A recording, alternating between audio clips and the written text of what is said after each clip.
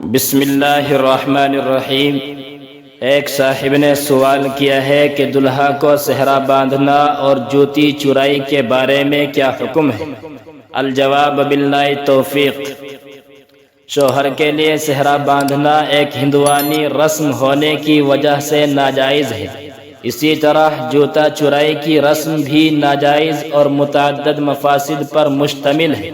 مثلا اس رسم میں نامحرم عورتوں خاص کر بیوی کی بہنوں یعنی سالیوں کے ساتھ ہنسی مذاق کی نوبت آتی ہے، جو بڑی بے حیائی کی بات ہے۔ اس رسم کی وجہ سے بتکلف اور بلا رضامندی دوسرے کے مال پر اپنا حق جتانا بھی لازم آتا ہے، جو شریعت میں ہرگز جائز نہیں۔ لہذا ایسی باتوں سے ہر مسلمان کو احتراز کرنا لازم ہے۔